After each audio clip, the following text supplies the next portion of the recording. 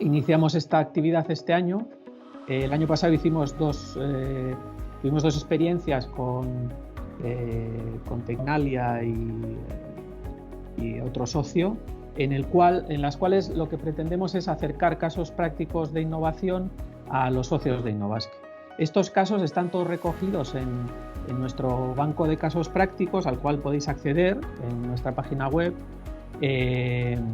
Y lo que intentamos es, bueno, pues, hacer llegar a las empresas aquellos casos de innovación, pues, que han resultado interesantes para quien los ha puesto en marcha y que sirvan un poco de inspiración para otras empresas, otras entidades. Entonces, en el día de hoy tenemos a Abel Jiménez, de ITP, que muchos seguro que le conocéis.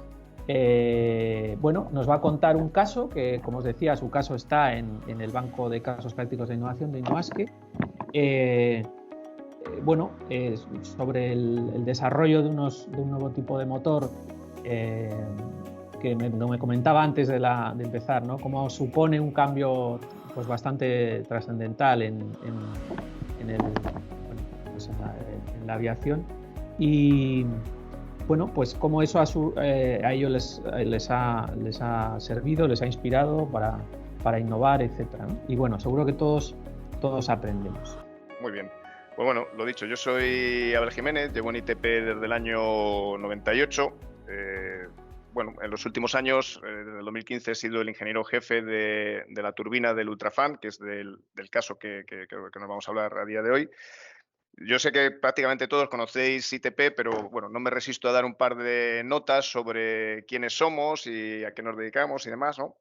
Bueno, pues conocéis que somos la empresa de referencia de propulsión aeronáutica en España. Y bueno, pues nuestro lema es desarrollar la tecnología para impulsar el cambio en el sector aeroespacial hacia una movilidad más sostenible. ¿Qué quiere decir esto? Quiere decir que tenemos dentro de nuestro ADN ese entendimiento de que la sociedad nos está demandando pues hacer un producto o unos sistemas que sean sostenibles, ¿no? Que participen o que ayuden a que la aviación en su conjunto sea más sostenible. Em, A ver si esto me pasa de página. Perfecto. En cuanto a en qué productos participa ITP, pues bueno, en el ámbito de la aviación civil, pues prácticamente estamos en todos los sectores. Hablo de aviación civil convencional, con diferentes formas o modos de negocio. Normalmente nuestro sistema de negocio preferido es el ser Risk and Revenue Sharing Partners, ¿no? Socios de riesgo-beneficio con los fabricantes de los motores, pero bueno, también tenemos otra serie de esquemas de negocio que, como veis ahí, nos permiten estar, pues, en aviones de doble pasillo, monopasillos o aviones de negocio. Y bueno, para los que conocéis un poquito lo que es una turbina de gas, realmente el principio físico es el mismo que se puede utilizar para empujar, o para generar empuje, que para generar potencia y energía, ¿no? Entonces, en ese sentido también participamos en turbinas industriales, ¿no? Fundamentalmente con General Electric. En cuanto a tamaño, pues novena compañía de motores aeronáuticos, rondamos los 1.000 millones de ventas, estamos ahí a ver si llegamos al club S, a ver si en el 2022 cuando revisemos las cifras pues sale que sí. Fundamentalmente nuestro negocio, aunque como he dicho antes, estamos en todos los segmentos, nuestro negocio fundamental es en los aviones grandes, ¿no? Un poco con la sociedad que hemos mantenido durante mucho tiempo, que mantenemos con Rolls-Royce, ¿no? Podemos decir que estamos en la mitad de los aviones de doble pasillo del mundo. Y luego, obviamente, también tenemos una parte de negocio que corresponde a defensa, ¿no? Si bien la principal actividad pues es el negocio civil con un 70% de las ventas. ¿Dónde estamos? Pues, cuando yo entré en ITP en el 98, pues éramos del orden de 2.000. Ahora somos ya 4.700 y estamos, pues, esparcidos un poco por todo el mundo, ¿no? Los principales centros están en España y en el Reino Unido y en México, ¿no? Veis que ahí, dentro de esos centros, he recuadrado algunos con un recuadrito verde, ¿no? Esos centros son los que han participado en el Ultrafan. Vamos a ver, esto es relevante por una de las ideas fuerza que quiero comentaros hoy, ¿no? Nosotros, una de las cosas que tenemos mucho orgullo es el desarrollo de nuestra propia tecnología y el desarrollo de nuestros propios centros de excelencia, ¿no? Entonces, por ejemplo, a la hora de desarrollar el Ultrafan, lo contaré luego también, es un proyecto que está financiado por la Unión Europea, ¿no? Por el programa Clean Sky 2.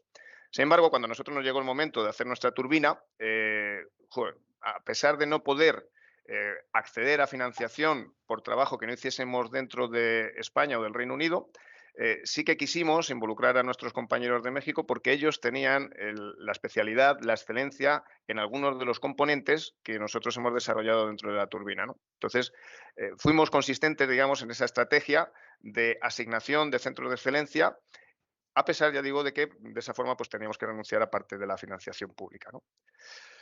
Bueno, antecedentes y actualidad de la motivación del Ultrafan. Yo creo que todos sois conscientes y estáis expuestos a la presión social, institucional, mediática que hay alrededor de la sostenibilidad en general y muy en particular el foco que se pone en la sostenibilidad de la aviación, ¿no? Y ya digo, esa presión pues empezamos a verla no solamente en declaraciones institucionales y sectoriales, sino que también empezamos a verlas en leyes, leyes que a todos nos afectan, ¿no? Entonces, eso, como he dicho antes, está internalizado dentro del espíritu de ITP y nos lleva a que queramos promover nuevas tecnologías que nos permitan conseguir fundamentalmente dos cosas, ¿no? Yo creo que la más importante de todas es la reducción de las emisiones. Esto queda como muy altruista, pero la realidad es que si reducimos las emisiones va a ser necesariamente porque mejoremos la eficiencia de nuestras turbinas y eso significa también que vamos a reducir el consumo específico de los motores, ¿no? Y eso tiene un ámbito también, una proyección fundamentalmente económica, ¿no? Y luego la reducción del ruido, ¿no? La reducción del ruido, hay que decir que en los últimos años es una imposición que cada vez nos viene más a nivel normativo. Y si bien yo diría que como hace 15 años no teníamos unos criterios de ruido implementados en nuestro sistema de diseño de turbinas, en los últimos 10 años el ruido es tan o más importante como pueden ser otros criterios técnicos como es el peso o la eficiencia de las turbinas que hacemos, ¿no? Bueno, esa presión que tenemos por la reducción de consumos, la reducción de ruido, nos lleva a que, a pesar de que ITP durante muchos años ha estado mejorando continuamente sus turbinas, y bueno, eso lo vemos, por ejemplo, si analizamos la secuencia de turbinas que hemos ido haciendo, cómo hemos ido mejorando la eficiencia y reduciendo el ruido. Y si vemos también que, por ejemplo, en las últimas generaciones de aviones, fundamentalmente las mejoras se han conseguido a través de hacer remotorizaciones, ¿no? Tenéis todas las iniciativas de los NEO o de los MAXes. Mucha presión de ese empuje por la sostenibilidad se pone sobre los motores, ¿no? Eso nos lleva a que lo hemos mejorado tanto que ya para mejorar algo más tenemos que hacer cambios fundamentales, o bien en la arquitectura del motor, o bien cambios que van incluso más allá, ¿no? Cambios en el paradigma energético de la propulsión, ¿no? Entonces, lo que vamos a hablar hoy es del Ultrafan, que se encuadra dentro del primer grupo, ¿no? Cambios fundamentales en la arquitectura del motor, ¿no? Entonces, aquí el título de la charla es algo así como cómo se logra reducir un 25% de consumo de combustible modificando el diseño de una turbina. Y aquí pues ves ahí un señor representado, si me estáis viendo también la imagen, yo soy calvo y tengo dudas, ese soy yo, ¿no? Ya me gustaría a mí saberlo, ya me gustaría a mí saberlo. ¿Qué quiero decir con esta expresión? Bueno, os voy a dar unos datos vagos porque bueno, son un poco, pues si se quiere, confidenciales, pero joder, en ITP, por ejemplo, para el desarrollo de la turbina del Ultrafan, hemos gastado cientos de miles de horas. Rolls-Royce, que es obviamente el integrador del motor en el que nosotros vamos a incorporar nuestra turbina, ha gastado millones de horas, ¿no? Entonces, es decir, ¿cómo sabemos cómo se reduce ese 25%? Pues es en el fondo el conjunto de un esfuerzo brutal de gente con mucha capacidad, con mucho talento, de una forma muy coordinada. No hay una respuesta ni mucho menos obvia a esto, ¿no? Ahora bien, sí que os voy a dar algunas ideas, ¿no? Vamos a ver, en el mundo de las turbinas de aviación, pues los que nos movemos ahí sabemos que hay dos dimensiones fundamentales que trabajar a la hora de mejorar la eficiencia en general, ¿no? Una es la eficiencia térmica. Básicamente lo que queremos hacer es conseguir sacar la máxima energía mecánica de la energía química que se tiene dentro del combustible, ¿de acuerdo? Y la otra dimensión es la energía propulsiva. Una vez que tenemos esa energía mecánica, queremos convertirla en energía que sea útil para la propulsión. Estos dos conceptos nosotros los tenemos muy asimilados y también tenemos muy asimilado que para mejorar la eficiencia térmica el camino es relativamente sencillo. Lo único que hay que hacer es aumentar la relación de compresión con la que comprimimos el aire, es decir, aumentar al final también la temperatura en la que vamos a hacer la combustión y la temperatura de salida de combustión. Y eso, para mejorar la eficiencia térmica, para mejorar la eficiencia propulsiva, también sabemos que lo más interesante es aumentar lo que se llama la relación de derivación. Es decir, esos ventiladores brutales que veis enfrente de los motores, que se llaman los fanes, ¿no? Para los que no lo conozcáis, cuantos más grandes los hagamos, mayor cantidad de aire seremos capaces de mover y el óptimo de eficiencia lo conseguiremos cuando ese aire se mueva a la misma velocidad a la que vuela el avión, ¿no? Eso también lo sabemos. También sabemos que haciendo el fan más grande y aumentando esa relación de derivación, aumentamos la eficiencia propulsiva. Ahora bien, eso tiene una serie de limitaciones físicas, ¿no? Si queremos aumentar mucho la relación de compresión, pues tenemos que poner muchas etapas de compresión, las temperaturas van a aumentar las emisiones de óxidos de nitrógeno, las capacidades de los materiales van a verse comprometidas, complicado. La mejora de propulsión, de la eficiencia propulsiva, aumentar ese tamaño de fan nos lleva a que en la punta de pala, la punta de las aspas, digamos, se aumente también la velocidad, se pueden llegar a regímenes supersónicos, se generan ondas de choque y entonces esa eficiencia que estamos buscando de repente la perdemos, ¿no? Dicho esto, el camino se sabe. Ahora, el momento de realmente abordar esos aumentos, hay que estar simplemente expectante a ver cómo evolucionan las diferentes tecnologías que nos van a permitir hacerlo. Y esas tecnologías son tecnologías de materiales, tecnologías de refrigeración y tecnologías aerodinámicas, ¿no? Entonces, ¿en qué momento abordar este proyecto? En el momento en que se percibe que en un plazo de unos años esas tecnologías van a estar maduras. Y eso fue precisamente lo que hicimos. Atribuirnos nosotros el mérito es pues demasiado pretencioso, ¿no? Obviamente el coordinador del motor, el integrador del motor es Rolls-Royce, ¿no? Pues eso fue lo que Rolls-Royce y nosotros como socios suyos empezamos a hacer en el año 2015. De hecho, Rolls-Royce arrastraba esta idea desde antes y ciertos de los riesgos tecnológicos asociados a estas cosas empezaron a trabajarlos antes, ¿no? Por ejemplo, ese fan tan grande llevan desarrollos que empezaron en el 2012, 2013. La caja reductora que nos va a permitir desacoplar las vueltas de ese fan tan grande de la turbina que lo mueve, que es la nuestra, es la de ITP, también empezó Rolls-Royce a desarrollar instalaciones de ensayo en el 2013-2014, ¿no? Entonces, ¿cómo se consigue todo esto? Pues todo esto se consigue pues, a partir de un esfuerzo, ya digo, ímprobo de integración, efectivamente, con el integrador del motor, el integrador técnico y de programa, pero también ha sido necesario el soporte institucional, ¿no? Y fundamentalmente el nuestro ha estado apoyado por las iniciativas europeas, ¿no? Por Clean Sky 2.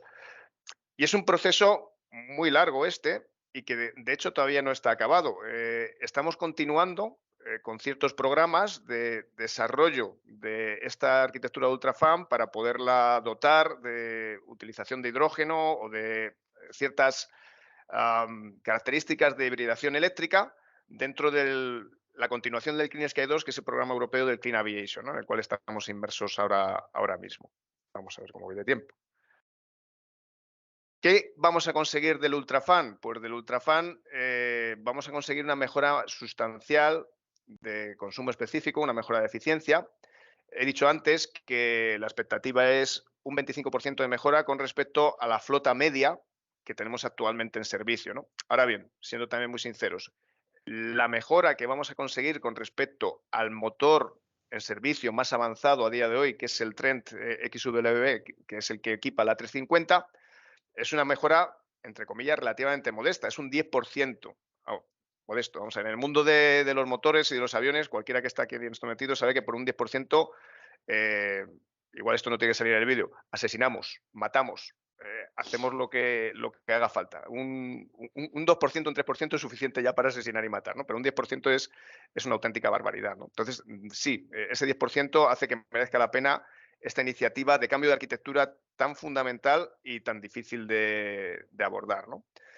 Daros cuenta, eso sí, también de que ese 10%, he hablado de que empezamos el proyecto en el 2015, ahora mismo, a día de hoy, está a punto el motor, el primer demostrador, de empezar a rodar en Derby. Ayer hicieron lo que se llama el primer dry crank, se le inyectó aire al arrancador, se hizo mover pues los diferentes ejes del motor, se vio que todo está bien, se vio también que los sistemas de medida que tenemos en el testbed, en el banco de ensayos, pues están todos funcionando, pero todavía no se ha hecho un arranque con combustible, ¿no? Eso se espera que lo hagamos ya la semana que viene. Bueno, pues 7 años han pasado en los que hemos estado desarrollando simplemente este demostrador, ¿no? Luego quedará el implementarlo, el llevar esta arquitectura a un avión en servicio, ¿no?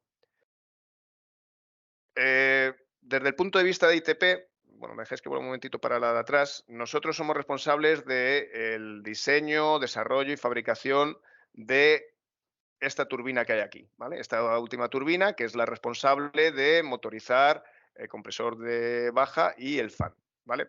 Para nosotros esto fue un reto tecnológico muy grande porque nuestra experiencia no es en este tipo de turbinas, sino es en este otro tipo de turbinas de aquí arriba, que son turbinas de baja, ¿no? Son turbinas que van a menor velocidad y que reciben también el flujo de aire en unas condiciones energéticas, vamos a decir, más benignas, ¿no? En las turbinas de intermedia, como es esta de Ultrafan, el aire está mucho más caliente y además tenemos que ser capaces de sacar mucha más potencia del mismo, ¿no? Entonces, para nosotros es un reto tecnológico importante, nos enfrentamos a temperaturas más grandes, a condiciones aerodinámicas más cercanas a los regímenes transónicos, con lo cual nuestro sistema de diseño tuvimos que adaptarlo y tuvimos también que pues probar toda esta nueva tecnología en diferentes rigs, ¿no?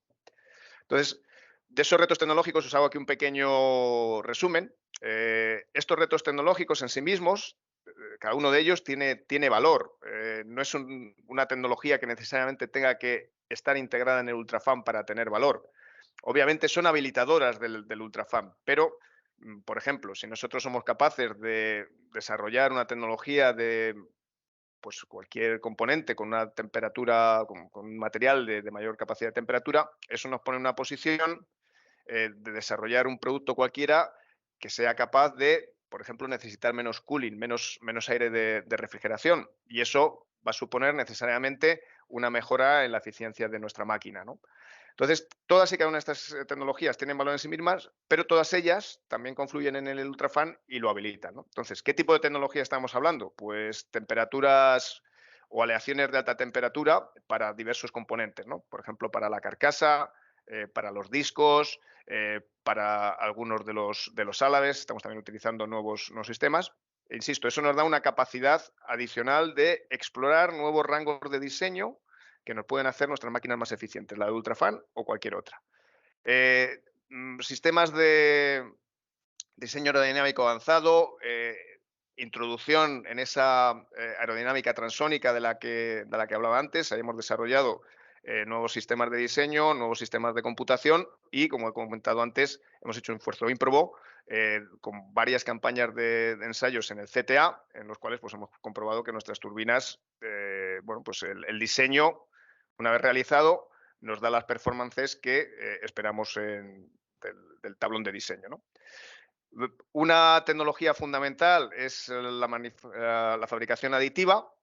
Aquí hemos ido un paso más adelante de, digamos, lo normal en la industria. Nos hemos animado a hacer de fabricación aditiva piezas que son estructurales, ¿no? Piezas que tienen que resistir pues unas solicitaciones muy importantes, ¿no? Ahí veis, por ejemplo, una foto del turbine bearing housing, que es la estructura trasera de la turbina sobre la cual vamos a agarrar el motor al avión, ¿no?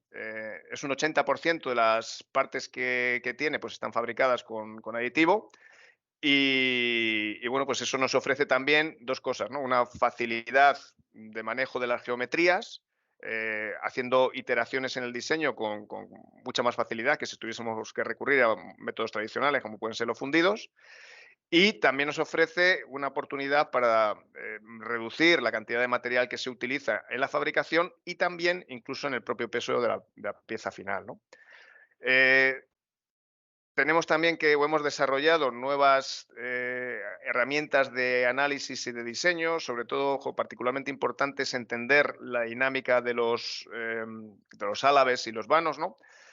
sobre todo en una máquina como esta que es, digamos, más esbelta que las que nosotros tradicionalmente hacemos, ¿no? Y tenemos que recurrir a soluciones diferentes que no utilizábamos en las máquinas anteriores, ¿no? Como puede ser el interlock entre los álabes.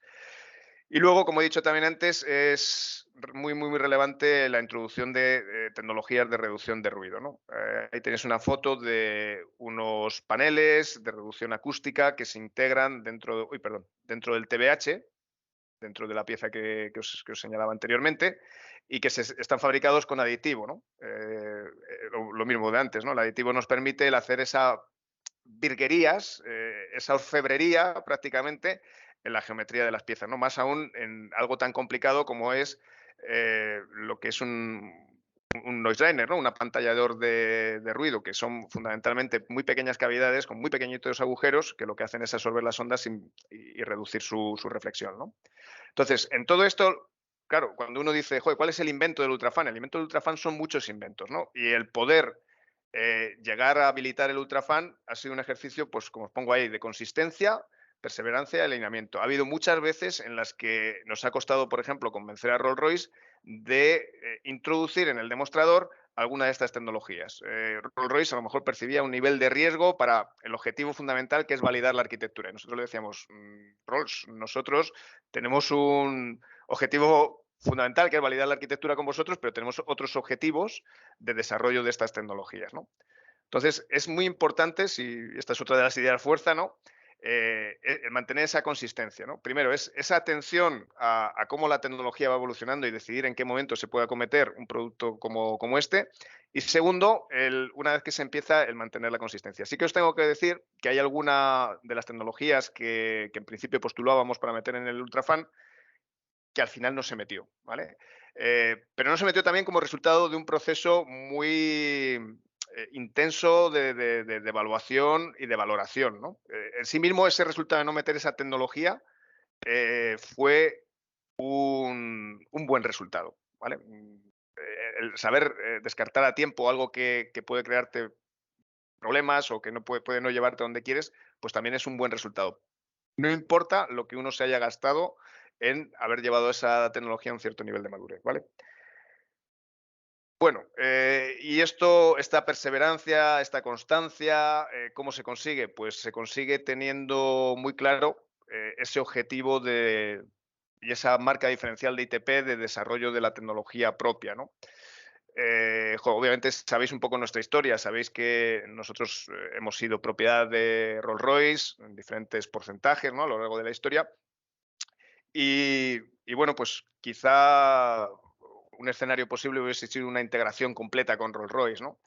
Sin embargo, nosotros siempre hemos peleado por mantener nuestra marca, nuestra autonomía, nuestra capacidad de trabajar con otros clientes y eso ha sido posible también por el empeño en desarrollar nuestra propia tecnología, ¿no?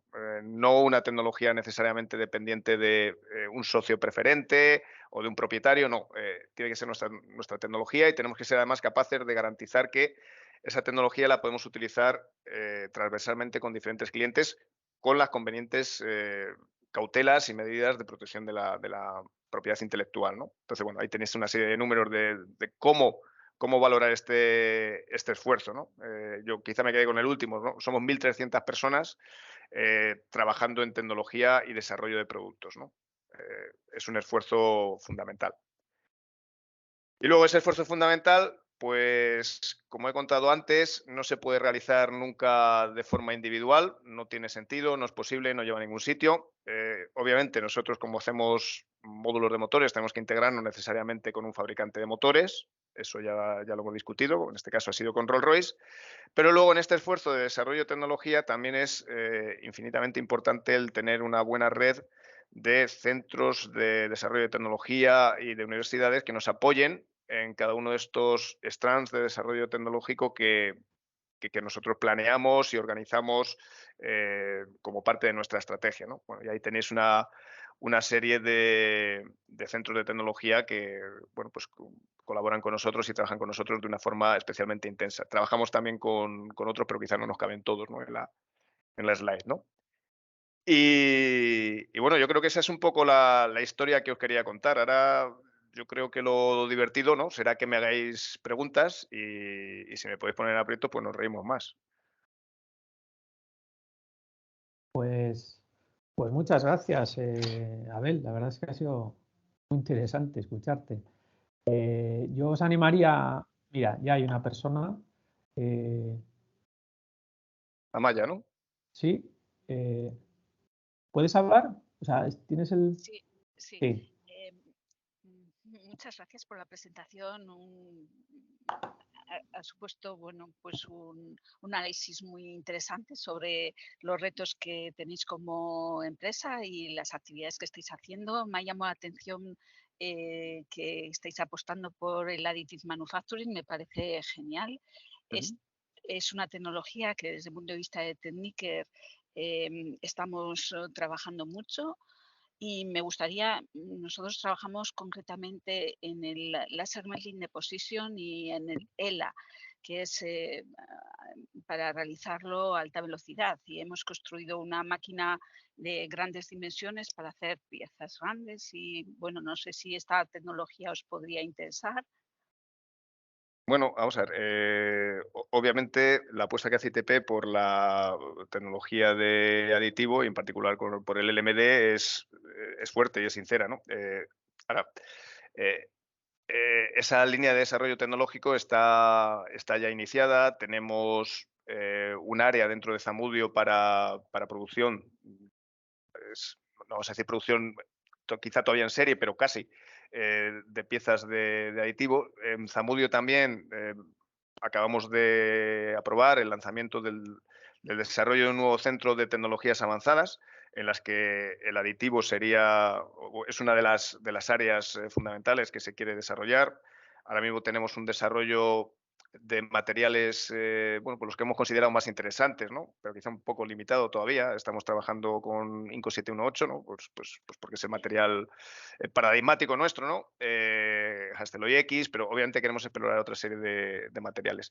Entonces, cualquier, digamos, tecnología o cualquier capacidad relativa a aditivos necesariamente nos interesa. Hombre, yo lo que quizá te diría es que contactes con nuestra gente de fabricación avanzada, bueno, pues por ver qué oportunidades pudiera haber de colaboración, ¿no? Pero Fenomenal. sí, perfecto, vamos. Muchísimas gracias.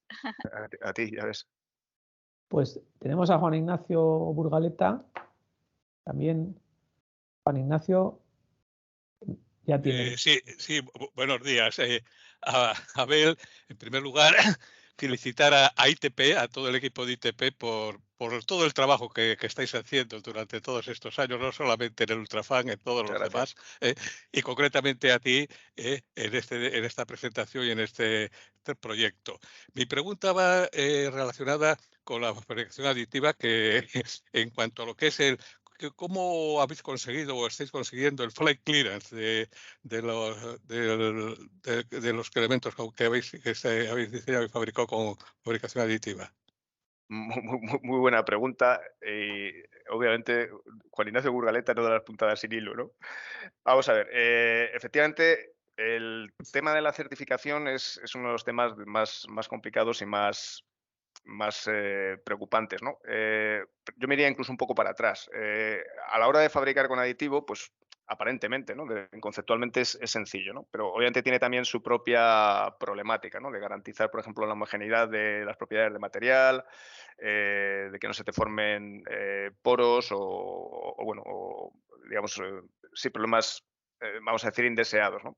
Entonces, lo primero que hacemos, obviamente, es una validación exhaustiva a nivel interno de las piezas, ¿no? Una validación exhaustiva que nos permita garantizar que esas piezas en operación pues, van a funcionar con un estándar que al final, al ser una nueva forma de fabricación, acabamos exigiéndole más que a las alternativas, ¿no? Le acabamos exigiéndole más, por ejemplo, que a un fundido. Hay veces que en estas discusiones con las autoridades de certificación, eh, bueno, pues nos encontramos con requisitos que si los hubiesen aplicado a lo que es el desarrollo de un fundido, no pasarían, ¿no? Entonces, primero es esa fase o esa conciencia de validación exhaustiva, ¿no? Y lo segundo, pues son discusiones que obviamente se tienen con las autoridades de certificación. A ver, cierto es que las piezas que hasta ahora se han podido certificar para utilizar en vuelo o en aplicaciones reales, pues son piezas estáticas, ¿no? Por ejemplo, ese TVH que os enseñaba antes, pues son estáticas y no estructurales, ¿no? Ese TVH que os enseñaba antes, ese es el TVH del demostrador del Ultrafan. Obviamente, el demostrador de Ultrafan va a ir a un ensayo en banco y no tenemos necesidad de certificarlo a un nivel de flight clearance, ¿no? Hay un roadmap definido para cuando tengamos que hacerlo, pero todavía no nos hemos metido en esa interacción con las autoridades porque realmente no es necesario, no nos hace falta, ¿no? De hecho, para ciertas características, pues hemos podido ser un poquito más permisivos, entendiendo que la solicitación que va a tener pues no es una solicitación de vuelo, ¿no? Pero bueno, en respuesta a tu pregunta, primero, validación exhaustiva de las piezas. Segundo, diálogos intensos con las autoridades pues para acordar los requisitos, ¿no? Ese es el camino. Gracias, Abel, gracias. Pues gracias, Juan Ignacio, por la pregunta. Tenemos otra, Gorka Artola. No sé si puedes. Ahí Sí, está. buenos días y Abel, muchas gracias por la generosidad de hacer esta presentación hoy. Bueno, soy Gorka Artola de Ikerlan y quería preguntarte dos cosas, en concreto abusando un poco de ti. Has comentado un poco por encima la evolución hacia el hidrógeno, pero no has comentado nada más. Me gustaría que, si fuera posible, pues un poco comentaras hacia dónde va esto del hidrógeno, dónde está la clave, en qué va a afectar a vuestros productos el hidrógeno. Y la segunda pregunta es, no se ha hablado mucho, sí, de alguna manera se observa que hay cierta influencia, pero no se ha hablado tampoco o no se ha tratado específicamente de la digitalización. ¿Hasta qué punto las tecnologías digitales pueden ser importantes para vosotros? Y nada, pues agradecerte el tiempo. Muchas gracias. Muy bien. Vale, pues oye, son dos buenas preguntas, ¿no? Vamos a ver, el hidrógeno. La respuesta es larga, pero vamos, empezamos. El hidrógeno como vector energético, pues bueno, tiene una serie de ventajas y de inconvenientes, ¿no? La ventaja fundamental es que tienes una densidad energética por unidad de masa muy buena, ¿no? Del orden de 3 veces la del queroseno. La desventaja es que desde el punto de vista volumétrico es pésimo, ¿no? Para la misma cantidad de energía necesitas 4 veces el volumen de queroseno, manteniendo el hidrógeno en estado criogénico a 250 grados bajo cero, ¿no? Entonces, esa necesidad de conseguir esa densidad, pues obviamente necesaria para poder embarcar el hidrógeno en un avión, estoy hablando de aviones de transporte aéreo tradicionales, ¿vale? En aplicaciones más pequeñas se puede ir con hidrógeno gaseoso, pero en aviones grandes necesariamente tiene que ser hidrógeno líquido, ¿no? Bueno, pues lo que implica es que tienes que cambiar totalmente la configuración del avión. Ya no te valen esos tanques tan bonitos que llevamos en las alas y de forma tan conveniente, porque necesitas tener unos tanques que sean pues o bien circulares o bien esféricos, pues para reducir, o sea, para facilitar el diseño, vamos a decir, estructural y térmico, ¿no? Tienes que tener una función estructural de esos tanques porque vas a tener unas ciertas presiones dentro, tienes que tener una función también térmica, porque al ser hidrógeno criogénico, si la transmisión de calor fuese grande, rápidamente se calentaría, aumentaría la presión y aquello o revienta o lo dejas escapar, más bien lo dejas escapar. Y lo último también tienes que tener pues unos recubrimientos que te garanticen que una molécula tan pequeña no se te filtra y se te escapa, ¿no? Entonces acabas teniendo un depósito muy pesado que necesariamente tienes que integrar en el fuselaje, no puedes llevarlo en el ala, ¿vale? Entonces, habiendo dicho eso, siguiente problema, una vez que tú tienes el hidrógeno líquido, tienes que acondicionarlo para podérselo alimentar al motor, ¿no? Y el motor, al final, sí que va a tener que tener modificaciones, sí que tienes que cambiar, obviamente, los inyectores, vas a tener que cambiar la cámara de combustión, pero siendo así un poquito egoísta, ¿no? Desde el punto de vista de lo que hacemos nosotros, que son las turbinas, los cambios quizá no sean tan significativos. Donde vemos nosotros, ITP, una oportunidad, es en, bueno, toda esa nueva necesidad de acondicionamiento del hidrógeno líquido, hasta que se hace gaseoso y se es capaz de medir y regular para inyectar el motor, eso hay que trabajarlo, ¿no? Y hay quizá ya una oportunidad de nuevo desarrollo tecnológico en el que nosotros estamos interesados, ¿no? De hecho, tenemos algún proyecto ya en el Plan Tecnológico Aeronáutico en el que estamos tratando de hacer eso, ¿no? Hasta el punto de que queremos llegar a ensayar esos sistemas en un motor actual con mínimas modificaciones en el corto plazo. Luego ya en el largo plazo ya haríamos más cosas. Entonces, nosotros creemos en el futuro del hidrógeno. Creemos que tenemos que estar presentes en esa tecnología y ya estamos trabajando en esa tecnología. Ahora, si me preguntas exactamente cuál es el plazo en que esa tecnología va a estar disponible en servicio, bueno, pues ahí puedo referirte a lo que dice Airbus. Airbus dice que en el 2035 quieren tener el primer avión en servicio con hidrógeno. No sería con una turbina de gas, sería con una pila de combustible, pero bueno, la problemática esta que he descrito antes del almacenamiento y la gestión es la misma. Yo, sinceramente, pienso que eso es una estimación demasiado optimista, ¿no?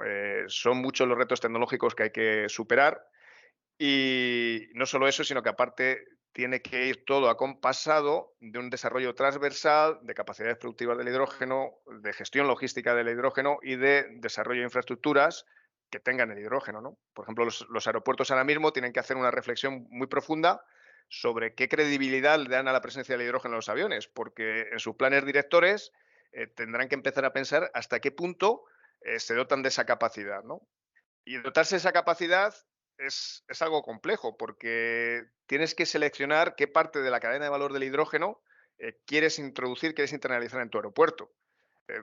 Claro, el hidrógeno verde sabéis que se hace a partir de electrólisis, ¿no? Bueno, pues utilización de energía renovable para hacer la electrólisis y generar hidrógeno. ¿Quieres poner una planta fotovoltaica en tu aeropuerto? Pues parece que es demasiado, ¿no? Entonces, es difícil saber cuál va a ser el momento en que va a estar en funcionamiento, cuál va a ser el tipo de avión o la capacidad productiva del avión en el que se va a incorporar, cuál va a ser su nivel de despliegue dentro de la flota. Dicho esto, insisto, nosotros creemos en que sí que puede ser un vector relevante. Plazos necesariamente van a ser largos y lo que hay que hacer, eso sí, es recorrer todo ese camino, ¿no? Y ese camino es largo, hay que empezar a hacerlo desde ya, ¿no? Y eso requiere también pues que haya un convencimiento a nivel institucional de que esa es la forma de hacerlo, ¿no? Y que se desarrollen pues planes de soporte al desarrollo de estas tecnologías, no de 2-3 años, sino de 10, 12, 15, ¿no? Eso es lo que hace falta. Y luego, respecto de la digitalización, bueno, y completo un poco más. Sí que para aviones más pequeños, pequeños commuters y tal, hay algunas iniciativas ya, tenéis Aceroavia y Universal Hydrogen, que se están postulando para hacer retrofits, digamos, con un alcance más modesto, ¿no? Con utilización de bombonas de hidrógeno gaseoso que fuesen intercambiables. Y han hecho ya, de hecho, algunos ensayos en vuelo con un solo motor propulsado con pila de combustible con hidrógeno, ¿no? Entonces, bueno, eso quizá esté más cerca, pero también el alcance es menor, ¿no? Y luego, respecto a la digitalización, hombre, pues la digitalización es algo que lo envuelve todo. Vamos a ver, sí que es verdad que los retos que yo os estoy describiendo del hidrógeno, del ultrafan, son retos, entre comillas, puramente físicos, ¿no? Ahora bien, poder acometerlos a una velocidad que sea más o menos compatible con el deseo de la sociedad de que esto se lleve a término en cortos periodos, obviamente requiere de una gestión de la información muchísimo más ágil y dinámica, ¿no? Entonces nosotros, digitalización es todo en ITP, ¿no? Nuestro sistema de diseño es digital desde el principio, ¿no? Y cada vez vamos mejorando más en nuestros sistemas de cálculo y de simulación. Y para eso, necesariamente, tenemos que apoyarnos en capacidades de cálculo mayores, ¿no? Los clústeres que tenemos de cálculo es que, vamos, crecen a una velocidad brutal, ¿no? Luego también, pues obviamente, cuando todo esto se quiera llevar a producción, hay que hacerlo de una forma optimizada, ¿no? Y ahí, pues, tecnologías como puede ser el aditivo, ¿no? O simplemente en cualquier otro tipo de producción, el ser capaces de automatizarlas, digitalizarlas, ser capaces sobre todo de supervisarlas a la vez que se están produciendo las piezas, es algo fundamental y en lo que nosotros también estamos invirtiendo desde ya, ¿no? Ahora, el decir, dame una medida de cómo de importante es, hay que estar, hay que hacerlo y si no estás vas a quedarte detrás y vas a perder competitividad, ¿no? Pero ya digo, el reto físico no va tanto con la digitalización lo que va a ayudar es a resolverlo más rápidamente, ¿no? Es lo que creo yo. ¿Más cosas? Sí, a ver, yo soy Alfredo de Innovasque. Quería preguntarte, antes has comentado pues que ya Rolls-Royce empezó en 2012, 2013 a hacer algunos tipos de desarrollos y de iniciar el desarrollo de este motor. Eso en plazos, para una persona como yo que no conoce en profundidad vuestro sector, desde el punto de vista del usuario, ¿eso cuándo es trasladable a un avión? ¿Cuándo puede estar esto en un avión en servicio? Muy buena pregunta. Vamos a ver, el programa Ultrafan y este demostrador que os he descrito antes, que está empezando ya, estamos dándole vueltecillas, ¿no? con el ventilador, pues dura desde entonces hasta ahora. Ahora vamos a empezar la campaña de ensayos. Digamos que las tecnologías que estamos metiendo en gran parte ya están maduras y mitigadas a través de ensayos pues en rigs de componentes o ensayos en túneles de turbinas, toda una serie de actividades que hemos ido realizando. Ahora, nos falta el rodar el motor, ¿no? Para conseguir, digamos, la madurez TRL6, ¿no? La madurez que certifica que las tecnologías están maduras como para meter en un producto. Dicho esto, una vez que hagamos esto, que eso pues bueno, podremos hacerlo más o menos en los próximos meses, no hay ahora mismo un avión, no hay ahora mismo un programa de avión que se haya iniciado nuevo para incorporar el Ultrafan, ¿vale? O sea, tenemos la expectativa, continuamente hay obviamente discusiones con los avioneros sobre qué tipo de producto quieren, qué se puede llevar y demás, ¿no? Pero ahora mismo no hay nada lanzado como tal. En el momento en que se lance, pues la experiencia lo que nos dice es que el tiempo de desarrollo de un avión, una vez que se lanza el programa, pues oscila entre los 9 y los 12 años, ¿vale? Entonces, un escenario más o menos optimista es que ahora mismo hubiera una decisión, vamos a decir, de Boeing o de Airbus de lanzar un nuevo avión. Estamos en el 2023, pues un escenario optimista sería que en el 2032 pudiéramos tener un avión que incorporase el Ultrafan, la tecnología Ultrafan, ¿vale? Pero, joder, eso es otra de las cosas que cuesta también hacer ver a las instituciones, a la sociedad, a todo el mundo. Este mundo es así, o sea, realmente el desarrollo de un avión, por todo lo que involucra, no solamente es el diseño, no solamente la fabricación, es también la certificación. Para certificar el motor, pues seguramente queramos ensayar del orden de 7, 8 motores, ¿no? Certificaremos el motor, se meterá en un avión, el avión tendrá que salir a volar y tendremos igual 6, 7 aviones de certificación, de validación. Pues esos 10 años no te los quita nadie. Y eso ya digo que es difícil de hacer entender y de que la expectativa se asiente de una forma razonable en la sociedad y en las instituciones, ¿no? Pero es realista, es así, ¿vale? O sea, de aquí a otros 10 años al menos para poder tener esto en servicio. Sí, sí. Ya. Bien. Bueno, pues no sé si hay alguna otra pregunta. No, no hay manos levantadas, nadie está pidiendo nada. Hola, Abel. Así, mira, así sí, Sí. aquí tenemos. Hola, muy buenas. En primer lugar, gracias por la charla y la presentación. Muy Es bien. una duda, has mencionado antes en una diapositiva de teoría, ¿no?, que nos has mostrado, que el punto ideal sería en el que el aire del motor. A ver si podrías repetir brevemente eso Sí, sí, espera. lo de la punta del ala, de la pala, perdón. Espera, te lo vuelvo a enseñar la slide esa. Lo que os venía a decir es, para conseguir el máximo de rendimiento propulsivo, ¿me veis la slide ahora? Sí. Vale.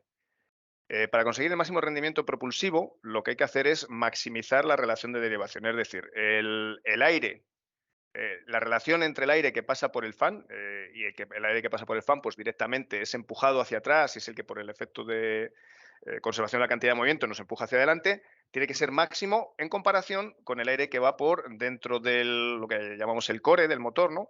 Que es donde se produce la combustión y la expansión y, digamos, la generación de la energía que nos va a mover ese fan. Entonces, el rendimiento propulsivo es mayor. Uno, cuanto mayor es esa relación de derivación. Y dos, cuanto mayor consigues acercar la velocidad de salida de ese chorro del fan a la velocidad de vuelo. Es decir, idealmente estarías empujando con un delta de velocidad nulo. Es decir, estarías echando el aire con la misma velocidad que tu propia velocidad de vuelo. Eso no es posible, siempre tienes que tener un cierto delta, ¿vale? Y la otra cosa que decía, que yo creo que a lo mejor has mezclado un poco las dos cosas, es ese fan es muy grande, ¿no? Y gira a una velocidad importante. Si tenemos una conexión directa entre las turbinas y el fan, obviamente lo que nos va a ocurrir es que la punta del fan va a estar viendo unas velocidades que son supersónicas, ¿vale? Si tienes velocidades supersónicas, se te va a formar un fenómeno de ondas de choque en la punta de esa pala y la eficiencia del fan se va a ir abajo. Entonces, para poder desacoplar esa velocidad de giro del fan de la velocidad de la turbina, se coloca, y ya digo que no se ve, no se ve demasiado bien, quizá que en esta se vea mejor, se coloca una caja reductora entre medias que lo que hace es un desacople entre la velocidad de la turbina y la velocidad del fan. De esa forma podemos ajustar la velocidad del fan para así llegar a velocidades a lo mejor transónicas, pero no supersónicas, ¿vale? Y eso te garantiza que el fan como componente está funcionando en un régimen pues eficiente, ¿vale? Pero son dos velocidades diferentes, una la de la punta de pala y Ok. otra la del chorro, ¿vale? Vale. No, sí, es que, claro, me ha chocado un poco lo que has dicho de que efectivamente la velocidad ideal sería, efectivamente, que el avión fuese, que la velocidad del aire de escape fuese a la misma velocidad que el avión. Pero eso, Tienes lógicamente, que verlo un poco al revés. Tú tienes una velocidad del avión, ¿vale? Y el motor lo que tiene que hacer es garantizarte que consigues esa velocidad del avión. Y para conseguir esa velocidad del avión, pues tú tienes que echar el chorro de aire con la masa necesaria para que te dé el empuje y con la velocidad necesaria. Entonces, el óptimo de eficiencia lo consigues cuando ese producto de masa por velocidad, eh, bueno, pues estás consiguiéndolo con la velocidad menor posible, vamos a decirlo de esa ok. manera. Ok. Y eso, otro efecto que tiene, que quizá antes se me ha olvidado mencionar, es que, bueno, ese hacer girar el fan a menor velocidad, ese hacer salir el aire o la mayor parte de tu empuje con un aire a menor velocidad, tiene un efecto también positivo en el ruido, ¿vale? Y eso yo creo que todos más o menos tenéis el concepto. Cuando tú tienes un jet puro y duro, el aire sale a grandísima velocidad y el ruido es infinito, ¿no? Y bueno, el efecto de la velocidad del fan pues también tiene un efecto importante en el ruido. Entonces, esa estrategia también es muy positiva desde el punto de vista de ruido y hace el ultrafan mejor desde el punto de vista de ruido. ¿Vale? Ok, muchas gracias, Abel. Ya ves. Pues... Bueno, no sé, yo creo que no tenemos más preguntas, ¿no? Ujú. No, parece que no. Sí, Bueno, pues perdona. Yo así, estoy ahí con la mano levantada, perdona. perdón. Sí.